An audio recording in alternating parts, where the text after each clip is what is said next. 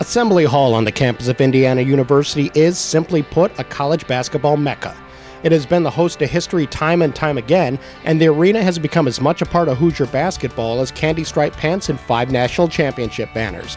IU fans can't imagine life without it, but once upon a time there was a fight over whether the building was needed at all.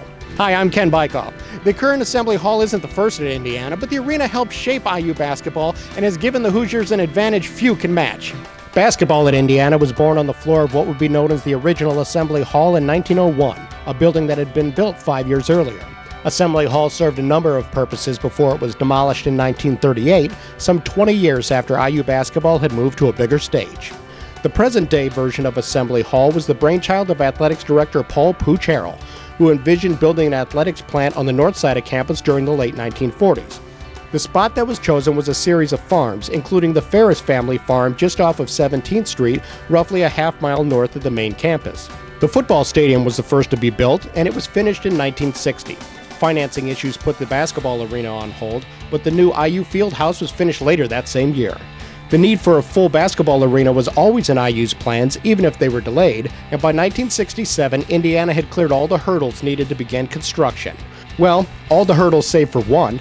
The administration hadn't bothered to talk to the students about what they thought, and it being the 1960s, not everyone was thrilled with IU's plans.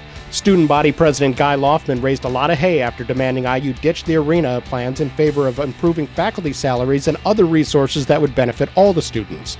Small protests were held, political cartoons were run lampooning Loftman, and students protested with signs that said things like "books before baskets" and "less bleachers for better teachers." But none of it mattered. The administration got what it wanted, and construction soon began on what would be a $26 million arena. Its unique design is based on the North Carolina State Fair cattle auction house, which is now called Dorton Arena. The idea is that there are 2 theaters of seating facing one main stage, and the limited seating on the ends of the arena force the seating on the sides of the main bowl to rise high into the air. Since the roof of the building is actually concrete slabs held on steel wires, there aren't any poles to obstruct views, and the steep seating has served to both concentrate sound and intimidate opponents ever since. In a nod to its long-demolished predecessor, former IU President Herman B. Wells suggested the new building be named Assembly Hall.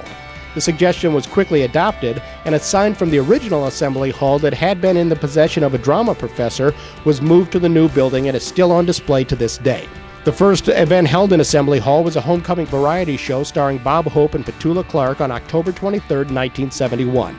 Hoosier basketball didn't make its debut until December 1st, when new head coach Bob Knight led his team to an 84-77 win over Indiana State. The arena was officially dedicated December 18th, 75 years to the day of the dedication of the original Assembly Hall. IU won its dedication game on Branch McCracken Court, pounding Notre Dame 94-29 to set a record for the largest margin of victory in school history, a mark that stands to this day. Coach Knight won his first 31 games at Assembly Hall, and he later put together a 56-game home winning streak in the early 1990s. Although the basketball team would get the bulk of the spotlight over the years, the building was, after all, the home to the last undefeated national champion in college basketball. It also hosted a number of other high-profile events. Bob Dylan played Assembly Hall during the 1970s. Elvis Presley played there twice, the last coming in 1976. So did the Rolling Stones and Neil Young and The Who and the Grateful Dead. Bill Clinton, the Dalai Lama, and Barack Obama have all given speeches at the arena.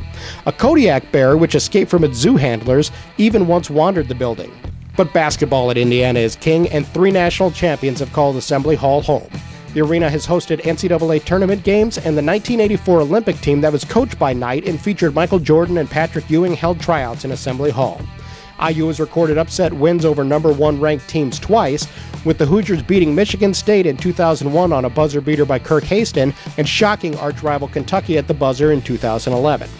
The venerable building will soon be getting a facelift to the tune of $150 million, and Assembly Hall will be known as the Simon Scott Assembly Hall, thanks to a $40 million donation from the Simon Scott family to start the improvement campaign. The refurbishment will include a redesign of the south lobby that will improve fan access, the addition of some luxury-style boxes, and bring the arena's electronics and HVAC systems into the 21st century.